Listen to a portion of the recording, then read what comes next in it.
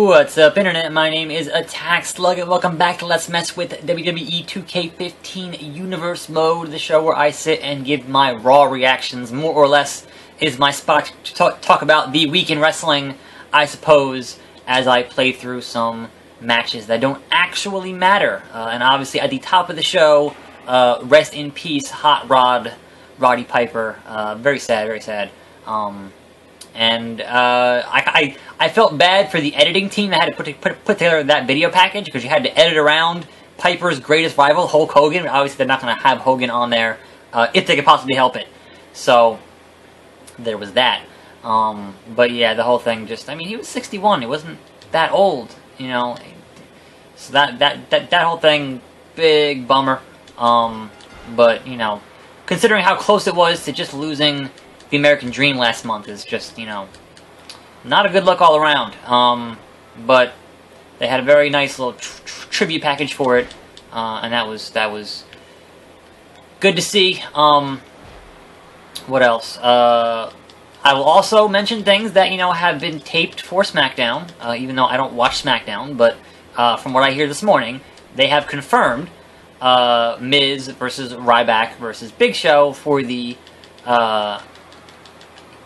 IC Championship at SummerSlam. Now, last I had seen from Ryback, his staph infection was not quite where it needed to be, as in, you know, gone. So, they're hoping that he's going to be, you know, healthy enough to work a match at SummerSlam, or is he just going to get taken out of the picture early in the match and lose the belt to either Miz or Big Show? That's the question at hand there. But much like flip over to DDT. Much like the last pay-per-view where it was originally scheduled for, I didn't want to see it in the first place because it's, you know, Miz, Big Show, Ryback. It's not a match I care about.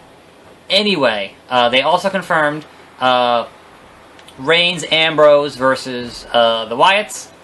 And by the Wyatts, I mean Wyatt and Harper.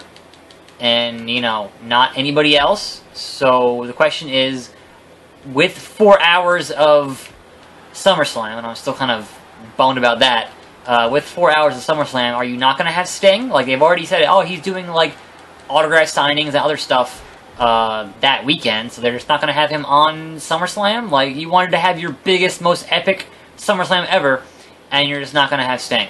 Like, what is the point? Can someone tell me what the point is? Anyway, from what I can tell, execution. No Sting. So, that's, I don't know. Triangle, there we go. Triangle, triangle, triangle. Spear, spear, spear, spear. And there's your spear. Power pin. So, that moves us on to what? The beginning of Raw, which was Seth Rollins coming out in his brand new t-shirt, of which the back says, "You can't see me," referencing the broken nose of John Cena from Raw last week. And I had people ask me how I felt about that, and I'm like, yo, that's wrestling. That is literally how wrestling works. You use what life gives you. For those of you who aren't old enough to remember, when Owen Hart had that accident with Steve Austin and accidentally pretty much broke his neck in a match, he had a t-shirt, the front of which said Owen 316, the back of which says, "I just broke your neck." And going back to things like, I broke Wahoo's leg, you know, from the Craig the Hammer Valentine, I think it was, yeah. Just, you use what life gives you, and if it works, it works. If it doesn't work, it doesn't work. But, like, clearly I would have expected them to use that in a t-shirt design. Clearly.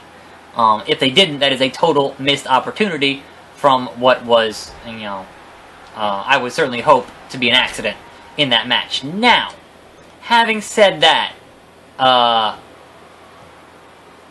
that kind of makes me think the end of that match at SummerSlam, which is title for title, that Rollins will go for that knee again, have it countered into the AA, and then lose the match, lose his belt, and surprise, surprise, Cena wins, LOL, and he's both the world champion and the U.S. champion, and then either vacates the U.S. belt or unifies it. I don't think they're going to unify, but he could. You know, that's... I don't see Cena losing that, only because it's Cena, and it seems like the shareholders want him to be, oh, low blow. The shareholders are happier when Cena is champion, which is why he's been champion so many damn times. And that would put him at a tie with Flair. So Flair's 16, and that would put Cena at 16. And then he has to win one more, and then he beats Flair's record, which I don't want to see that happen, but Cena's only 37 or 38, so it's probably going to happen. And that will be a bummer, because I don't think anybody else, you know, in the near future is going to get anywhere near that number. I don't think Randy Orton's like 12, Triple H is like 13, maybe? I forget. I don't want to play a tag match, so we're going to skip that. And the Usos win. And then, hey, speaking of John Cena and Randy Orton, we're going to play John Cena and Randy Orton yet again. Anyway, moving on, I did like, in that opening match with Rollins and Neville, that the Red Arrow is a very protected finish. You will notice that Seth Rollins did not kick out of the Red Arrow. He had his foot on the rope because Neville was a bit too overzealous in his pinfall. And, uh-oh, it's your boy. Okay, yes. Join Brock Lesnar. Start. It's not even a match. How is this a match? How is this a match? It's a damn mugging. It's a street fight. So yeah, I like that they're protecting the Red Arrow. That is a fantastic thing to do. Because certainly you get a little tired of guys having to hit their finisher like 3 or 4 times to get a victory. So it means that you can book your matches more interestingly, where if he hits the Red Arrow, then your opponent is done. Just flat out done. Nobody kicks out of that. And then that's cool. I like seeing that. Yeah. Moving on, we got the Divas Revolution. And I feel like now you've got 2 Diva matches on this Raw, right? And one of them went through a commercial break. So, if you ask me, that's the Revolution. They've accomplished their goal, which is getting more attention to the Divas division. Like, what else is there to do? You know, I want to know, you know, what's your ongoing storyline in terms of, okay, who's going to go for the belt, who's going to be the #1 contender, what personal issues do they have there, etc., etc. Because right now it's just, hey, you got these 3 different teams, and granted, one of those teams has Tamina on it, which is not a good look. But you know, you got these 3 teams that are going to have, you know, a bunch of variety of matches against each other, and that's fine. But it feels like they're on a fucking treadmill, and they're not, like, it's not going anywhere.